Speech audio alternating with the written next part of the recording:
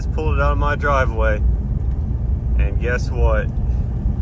No more DSC light from the welded diff. No more ABS. All that crap is gone. But with the welded diff,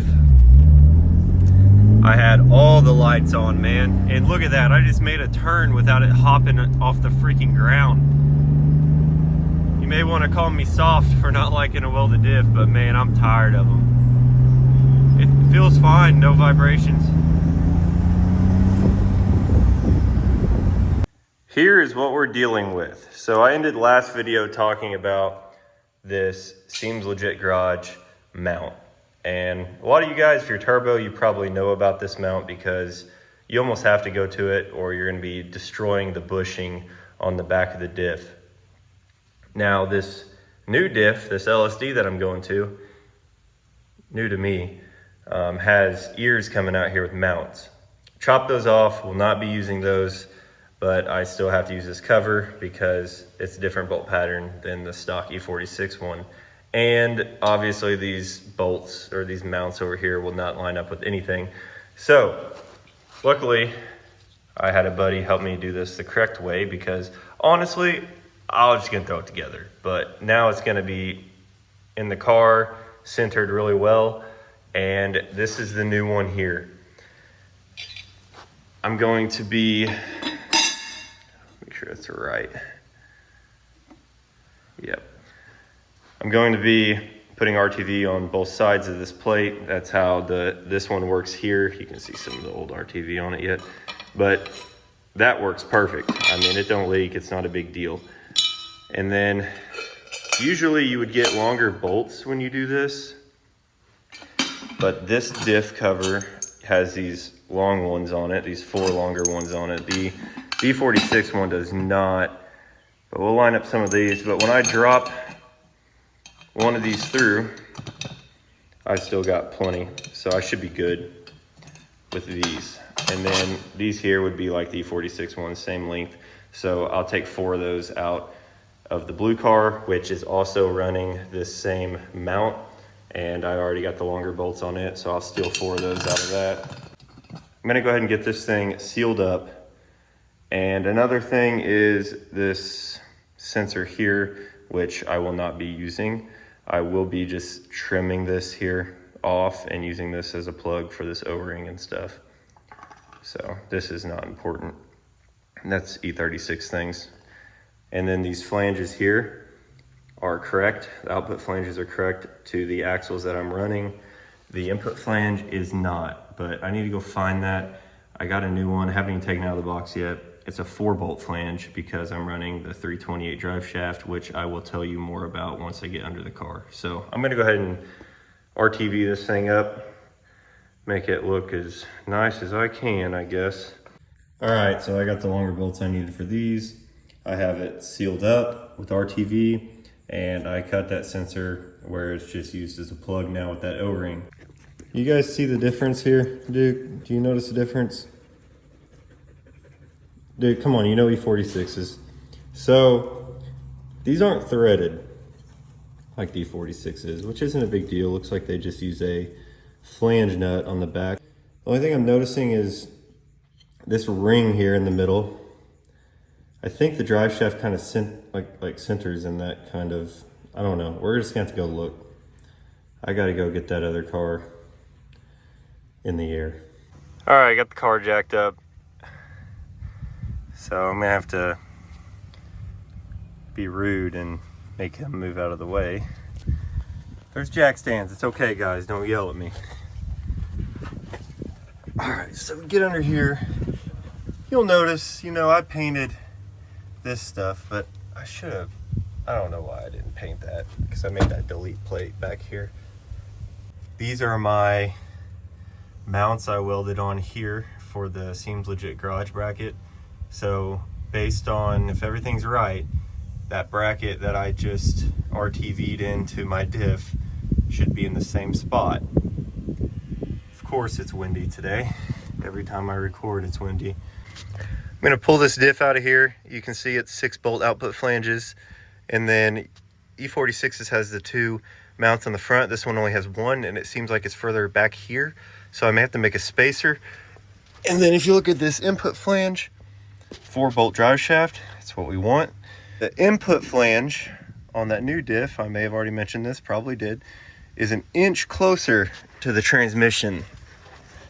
And this is why, oh gosh, can I show you guys? Yes. The 328 drive shaft is where it's at. So you see that. We can push that drive shaft in, hopefully that inch. I think we got it. I don't want to jam that into the center support too far, but that should work. I should have jacked this car up more, but we're gonna get that differential out. Believe it or not, I've removed I don't know how many differentials, and this has sucked.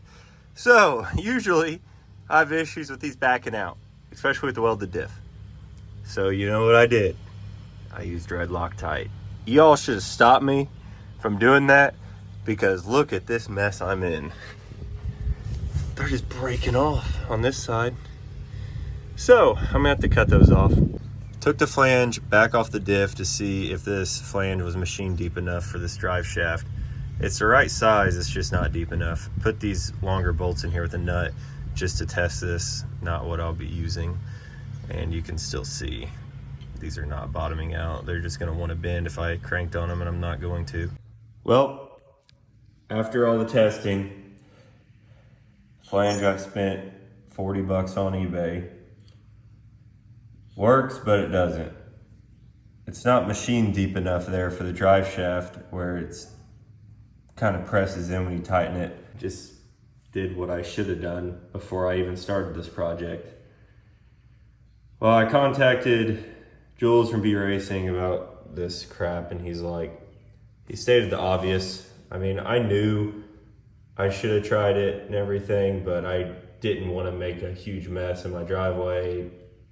Differential was already in the car, but he's like, try the flange off the stock diff. Well, since I was this far, I went ahead and took it off, and it slides right on. It fits perfect. So for people wanting to copy this, you don't need to buy a flange. You can use the one straight off the car. And it's about the same as this one I ordered here, except this is thicker because it's threaded, and it's still shorter than this one. It looks about like this one does up against the one that came on this diff. So that being said, I wasted 50 bucks or 40 bucks, whatever I paid for that, and I had this all along. So I'm gonna go ahead and put the nut on there and the lock on there, and I'm going to cut the 3 bolts off that car and put this thing in. Okay, it's usually a 30-minute job, 45-minute job, and you can tell I had to cut these off, and you can see the red Loctite right there, if it focuses. And I've used red Loctite a lot and never had issues, and you always hear people talk about do not use red Loctite. Well, no more red Loctite.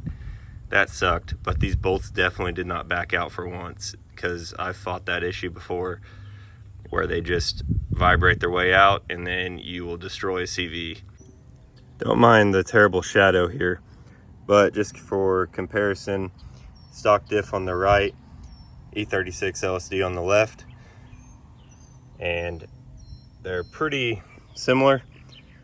And you can tell that this one has more of like a nose on the input part of it, of the casting, than this one. And there's no front mount on this, like over here, but there's a front mount there. And now I have no idea where that's gonna end up yet, but I'm gonna go ahead and put it in there, and one step at a time. Okay, running into some issues, as you can see here. This front mount, which I will be using, is hitting here in this big area. I don't want to cut out these bushings. I shouldn't have to, because I would like to keep the subframe the way it is and it's not out of the car also. So it's going to be a pain in the butt. If you've ever cut out that rear diff bushing up there that's no longer there, it sucks cutting those out. And also I'll be able to go to stock diff if I want to, or if something happens to this expensive diff, then I can just put a stock diff in it. So I'm going to clearance possibly here some. I'm gonna try not to cut the diff up any. Try to clearance here some. Right now you can see the differential is at an angle big time, and this is a lot higher than the hole. So it shouldn't hit this bushing here. It's just resting on top of this mound. So I'm gonna try to fix that. This is getting out of hand now. So I knocked that in. I gotta finish that yet, it's kind of ugly. But I had to trim here a little bit on the Seems Legit garage mounts and here. Now, ideally, there needs to be plates made for this swap if you're gonna be using a plate like this, because those mounts hit right here. We can see a little rust spot before you can line the holes up. It's so close though, guys. I'm just ready to get this in. It's like 100 degrees. Okay, so I got this diff in here, kinda. I had to beat the crap out of this here and make clearance for this mount. I can make that nicer eventually. I should have started the axles in the cups before I freaking put the diff, like bolted it in. And I had to trim these just a tad on the inside because it hits the case. Look at this. Oh my goodness. I might be able to undo that center support and kind of force it in there. I have more splines. I don't know why it won't go back anymore. I haven't really tried pushing it in hard. This mount here, I'll show you guys where it ends up. I had to cut to the left there. I had to do 3 cuts. I had to cut top, bottom, and middle and bang it in so I could make clearance for that mount because it wouldn't fit in there, right? This is not all official yet. I need to get it closer to the garage since I banged that in and re-weld those 3 cuts, and it should be fine. But this isn't a good spot. Gosh dang, man, I'm tired of crawling this concrete. Diff's floating really in the middle, like it looks good. It's in a good place. But I can put a solid piece of metal in here and drill a hole in it and weld that metal in here. Like a round stock, and drill a hole in it and weld the metal in here because this hole's far enough back. And that'll be my front mount. All right, so I got this piece, and the stock diff bolts, these 2 here that go on the front of the stock E46 diff. Oh gosh. Perfect. Plenty stick through, and it should thread all the way through this. So this is 2 inches long. I don't remember the diameter of it. Inch and 7/16 maybe. I don't remember what it was. No, might just be, I don't remember. The diff is where I want it. It's still being held by the main bracket back there in place where it needs to be. This will sit right in here. So I started threading that in there a little bit. And then I'll weld along the bottom and top. But for now, I'm going to tack it in here. Well, I'm going to tighten this down, tack it in there, and then the differential has to come out, hopefully, for the last time. First, I got to run my good old Harbor Freight 170 titanium MIG all the way to the garage because, well, for some reason I set this up 50 foot from the garage for some reason. I don't know why. So now we're going to be running this off 120 on the extension cord, so about to trip some breakers. Okay, so I tacked it right there and right there. Only spots I could really get it with the differential in the way.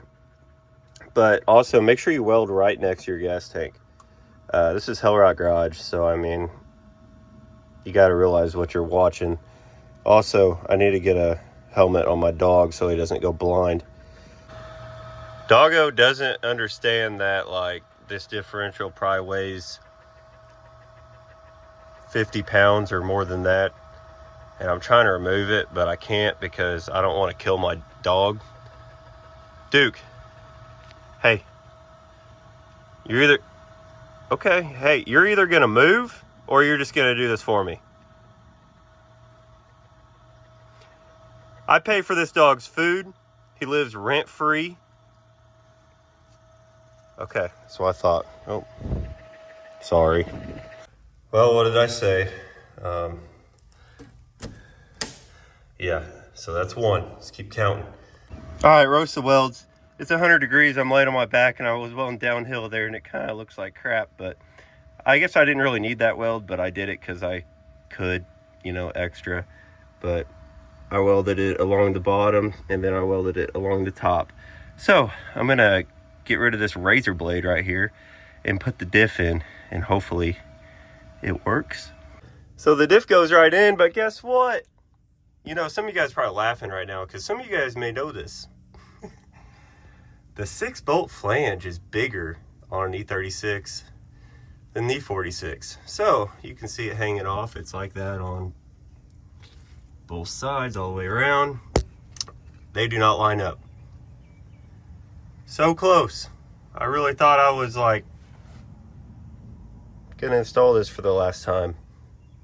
And of course, it's about to rain too, but ignore the wind. It's getting a little extreme. Okay, dude, it was just nice out here. Okay, you see these height differences? I don't know if that's, well, I think that's just in the flange.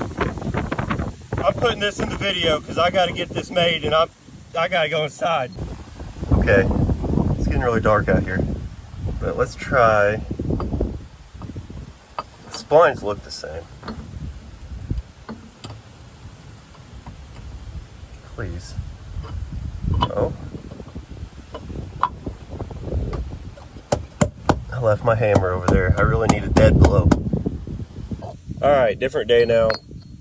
Where we left off was this stock E36 M3 hub is too big. You can see here differences. The E46 one here on my left had this spring clip in it, and I think it might have been hanging up on that. I'm not sure. Shout out to Alex Grove for recommending just removing this and trying it, because we're about to try it, because these splines are the same length on both of these and the same spline count, everything like that. Try this again. I want to show you guys in case it works, but I just set it in there and it's like it's already hung up on that machine groove where that clip is and won't even go. I just don't get it. Well, there it came out. Everything's clean. I don't know what the deal is, but if this works, then I don't have to buy M3 axles. E46 M3 axles I think will work. Well, I see what I'm fighting now right here. It has one of those clips in there that pops into a machine lip further back, closer to the flange where the axle bolts on. Well, I had to do this. I'm sorry guys, this keeps getting less and less of a drop-in type solution, but I'm too far to back out.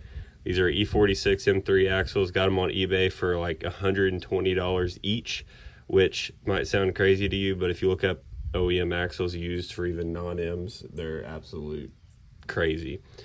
So I will be using these output shafts after fighting for my life to try to use the stock ones, but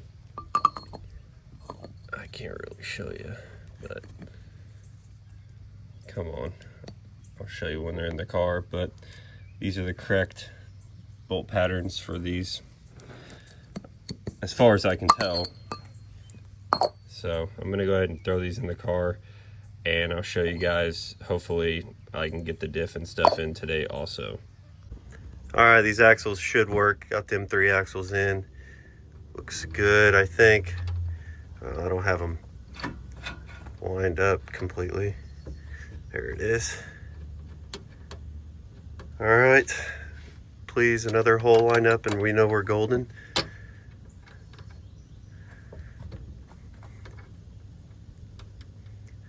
We're good. We're good. It's all bolted up in here. Bolted up on both sides. Front diff mount. Can't really see it. You can see it here. Barely see it there. But that's in. It's floating like it should be. Level. Everything's level. Spins. It needs fluid in it yet. But M3 axles for the win. earlier I thought I had this thing slid as far as I could and I could still see some of the splines. It didn't make sense. So I figured it was bottoming out in the tube. So I took half this drive shaft off. Yes, it's marked, so it's exactly where it was. But I took this half off and looked down in there. It's hollow, but it was rusty from where those splines are never all the way in. So I cleaned it up with brake clean, blew it out, and greased them. And it slid in far enough, and we're bolted right up, just like factory now. So that's really sick. There is about 3/4 of an inch of spline still showing. So if it does move by chance in and out, there's space there. But having solid engine, transmission mounts, solid mounted diff, obviously, all that stuff, this drive shaft shouldn't move much. Oh guys, it's in. Oh man, I'm getting distracted by that 305 right there. But it's in. And let's just say it works if you want to go this far with it. It wasn't as easy as I thought. Quick recap, you got to make that custom plate to go between the cover and diff. That's number one. And then you have to get M3 E46 axles. Hopefully you already have a 330 subframe. And then you have to have the ears welded on the subframe to use that plate that you make between the cover and case. The non-M input shaft does work on this diff off an E46. We found that out. And you have to weld in a front mount way in there. Can't see it from here, but I'm tired of getting under the car. You have to weld in that front mount for that diff, that bushing that I had made, or you can make your own. It's not that hard. And you have to have a 328 5-speed ZF drive shaft out of a 328 because it allows you to slide it wherever you need it, and you don't have to worry about extending the drive shaft or getting it shortened or any of that stuff. So this is as simple as I could do it, to be honest, when it comes to making it work in the car, because if I didn't have this drive shaft, it wouldn't have been bolt in. If I didn't get the E46 M3 axles, it wouldn't have worked. It wouldn't have just been an easy bolt in. I tried making the non-M stuff work. But I'll stop talking, and you guys are gonna hate me because guess what? I already know this video is at 25, 30 minutes, who knows? And I'm not gonna upload an hour video. I'm sorry guys. So guess what? Next video, does this freaking work or is it gonna blow up? Also, I gotta fix some of my axle bolt stuff, but don't look at that, please. That's just to get this thing on the road real quick. See ya. I'll get some pulls and stuff, but right now, I'm just feeling it out and it freaking works. No thumps in the rear end, nothing bad. My brake rotors are really rusted because it sat a little bit and rained really bad.